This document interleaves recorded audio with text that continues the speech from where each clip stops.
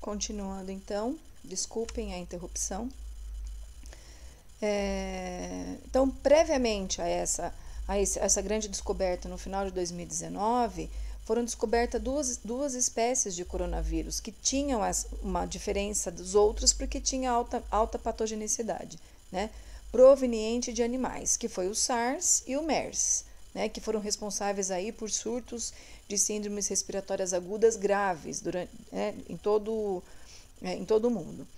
Acerca de infecção humana, né, pelo novo coronavírus, o espectro clínico, né, ou seja, toda a descrição de como esse vírus se desenvolve, de como é todo o comportamento dele, não existe amplamente uma literatura que fale sobre isso, né? A gente precisa entender que tudo que a gente está vinculando em todas as áreas é de descoberta atual. Então, se descobre e se publica.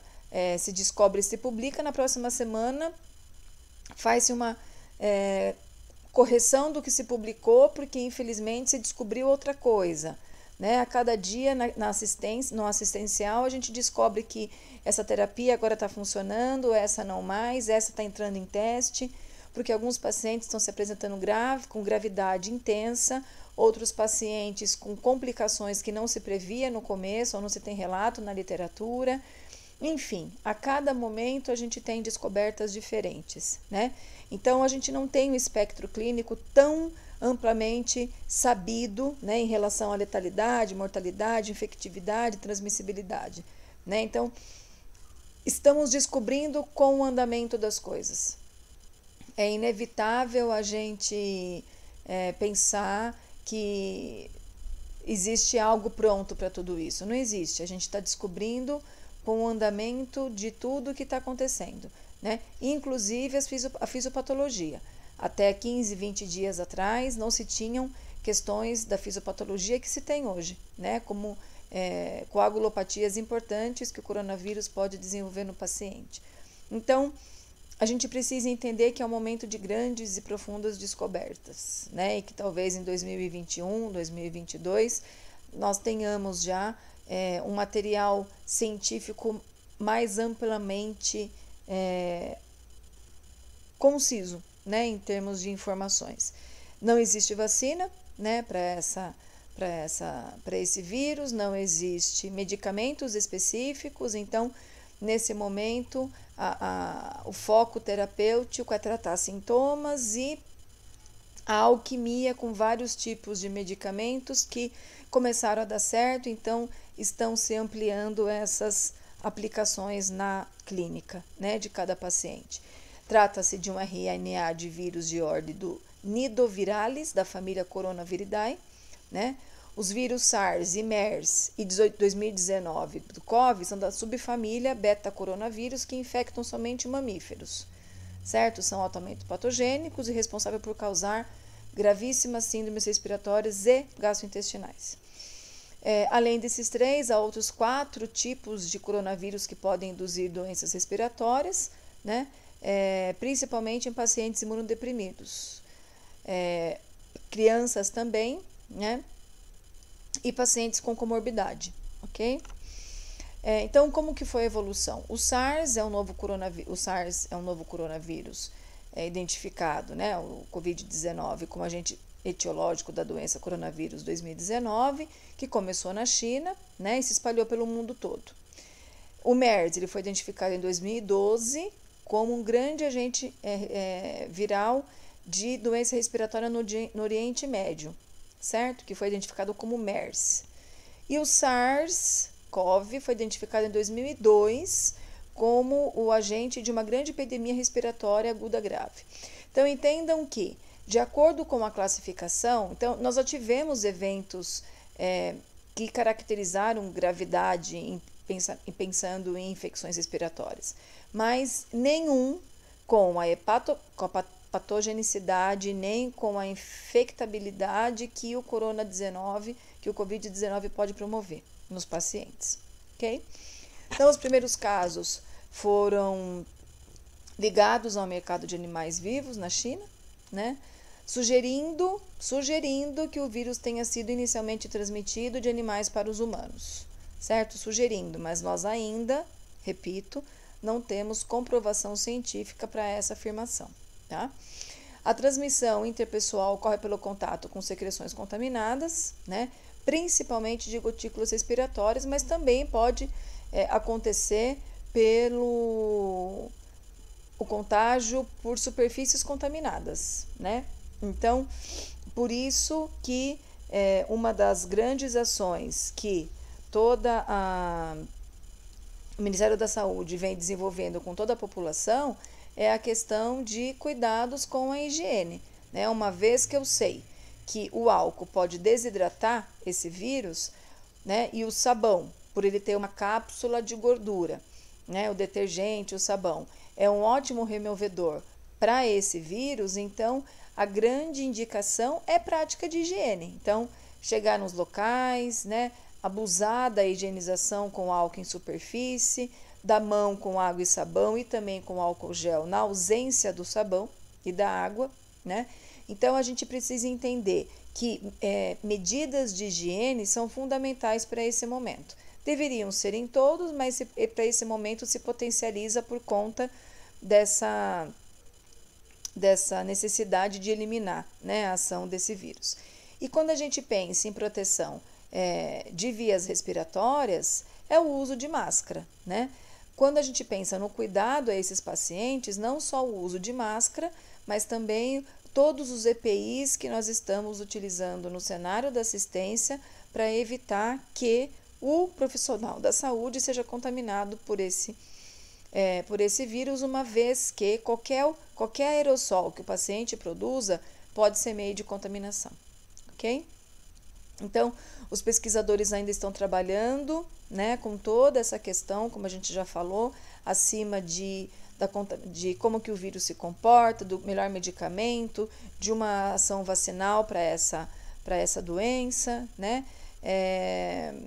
Existe, né, já identificado que ele é muito mais contagioso do que o SARS e o MERS, né? Agora, meninos, como que isso vai se comportar daqui para frente, a gente realmente não tem muita clareza, né? A partir do momento que, como eu já disse e repito, estamos descobrindo agora com a doença, né? A cada dia a gente descobre coisas novas. Período de incubação. O período médio de incubação é de 5,2 dias, com intervalo que pode chegar até de 12, né? Existe um número crescente de pacientes que não teve exposição a nenhum tipo de animal, mas que também foi identificada a transmissão de pessoa para pessoa. E como é por via aérea e por qualquer tipo de gotícula e contaminação de superfície, a gente tem uma facilidade absurda de transmissão dessa doença. Então, entendam isso. Quando a gente fala desse nível de doença, de alta transmissibilidade e infectabilidade, a gente precisa tomar muito cuidado com a questão da transmissão, né? É impressionante a capacidade que uma pessoa contaminada tem de transmitir para tantas pessoas. Então, a gente tem que tomar muito cuidado com isso. Por quê? Porque a transmissibilidade dos pacientes infectados é em média de 7 dias após o início dos sintomas. Então, eu fui contaminada, né? E aí, a partir disso, eu tenho esse período para começar a transmitir para as pessoas. No entanto, né, alguns dados que já foram publicados sobre o novo corona, né, ou sobre o Covid, sugerem que a transmissão pode ocorrer mesmo sem aparecimento de sinais e sintomas.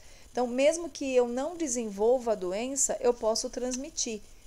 Então, a gente nunca vai ter certeza quem transmitiu. Por quê? Porque se eu tenho sintomas, ok, eu sei que eu estou contaminado, mas eu também posso transmitir sem ser sintomático. Eu posso ser assintomático e transmitir também a partir do momento que eu tive contato com esse vírus, né?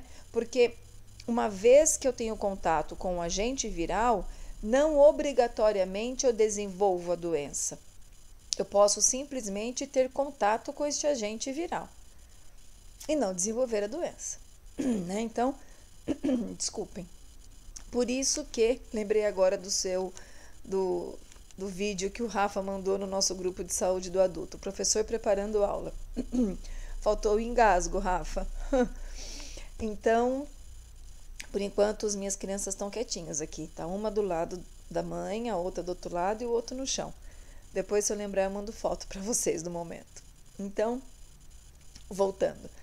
E eu me perdi para variar, né? Então, lembrando, então, eu posso ter contato com o vírus, mas não necessariamente desenvolver a doença. Por isso que está se enfatizando tanto a importância de qualidade de vida no que a gente diz de um aporte maior de vitaminas, de um aporte maior de suplementos, de um aporte maior de uma alimentação mais saudável, de um aporte maior de poder ter com clareza que a qualidade de uma boa alimentação, de uma qualidade, de um reforço tanto de vitaminas quanto de muitos nutrientes é importante para a estabilização do nosso sistema imune, né? Então, existem vários estudos compartilhando aí a importância de vitamina C e estudos, gente, que assim, vitamina C nunca fez mal, né? Então, existe comprovação científica, mal, né, com exceção de algumas situações de pacientes que têm alguma doença, ela não faz. Então, importante a gente entender que quanto mais a gente se cuidar, menor é o risco da contaminação. E não só tomar conta da nossa saúde, mas do bloqueio que a gente possa fazer, tanto usando máscara quanto com cuidados de higiene, né? Até o momento não existe informação, né, suficiente que defina quantos dias anteriores ao início dos sintomas uma pessoa foi infectada. Então, a gente não tem nada falando especificamente sobre isso, né? Mas pode ser, como eu falei para vocês, ao longo aí dos anos a gente vai conseguir ter casos definidos em relação a isso, tanto a período quanto a questão do desenvolvimento todo da doença. Então, vamos entender alguns conceitos importantes, né, nesse momento que a gente teve a doença chegando para nós, que foi, né, a doença não se desenvolveu aqui no nosso país, nós recebemos essa doença de outro país. Então, como que se chama, né? É importante a gente definir alguns conceitos. Então, casos importados são casos de pessoas que adquiriram o vírus em outro país, que foi o que aconteceu no Brasil, né? A gente teve algum caso importado que chegou aqui no Brasil e começou a disseminação. Existem alguns teoristas, alguns estudiosos que dizem que essa doença não chegou para nós somente em março, que nós já tínhamos casos positivos antes disso, mas que para não se acabar com o carnaval e tudo mais, ela só foi divulgada em março. Me custa demais acreditar nessa teoria, pensando que um momento como o carnaval é mais importante do que a saúde do ser humano, né?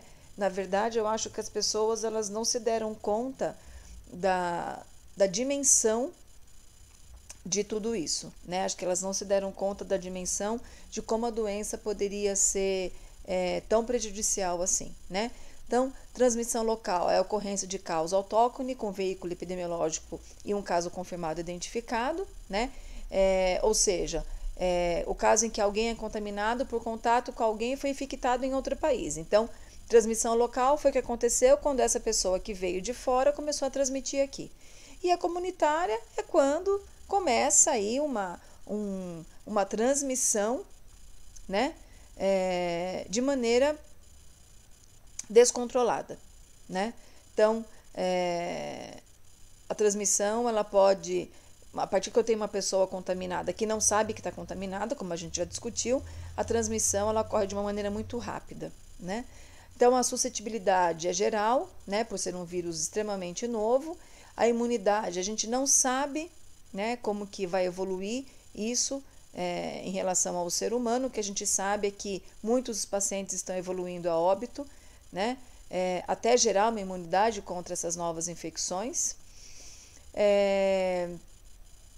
E a projeção em relação ao ser humano está muito relacionada com a questão de facilidade de transmissão desse vírus. Então, aqui a gente tem um quadro clínico, né? Esse quadro clínico aponta para a gente todos os sintomas em relação à Covid, é um resfriado comum e uma gripe, né? Então, febre é comum, não necessariamente eu tenho febre em todos os casos, falta diária às vezes com piora progressiva, no caso dos casos clínicos mais graves, tosse comum, espirros raro, né? Mal-estar, raro, coriza, raro, dor de garganta às vezes, diarreia, raro, mas pode acontecer, dor de cabeça e cansaço, né? E hoje a gente já tem novas descobertas. Quais são elas? A gente já tem um quadro clínico que vem somar. Podem ter pacientes que desenvolvam prurido cutâneo, posso ter pacientes com alteração de coagulação, desenvolvendo aí alguns quadros de edema de membros inferiores, com importante hiperemia nos dedos ou em alguma região periférica. Então, entendam que a ação do vírus, o vírus causa uma inflamação importante vascular, uma cascata inflamatória, né, no epitélio pulmonar, e por ter uma ação vascular, ela pode aí desencadear trombose, né, de maneira bem importante, comprometendo a vascularização, não só periférica, mas também como cerebral e cardiovascular, ok? Então, agora a gente vai fazer uma pausa. Eu gostaria que vocês fossem até o nosso vídeo, que está na nossa sala virtual, para fazer sentido para a gente continuar, que a gente vai discutir daqui para frente a questão epidemiológica, tá bom? Então, eu queria que vocês se reportassem ao vídeo nesse momento. É um vídeo bem esclarecedor, que vem somar aí com toda a minha fala, e depois a gente volta para a terceira parte para a gente finalizar, ok?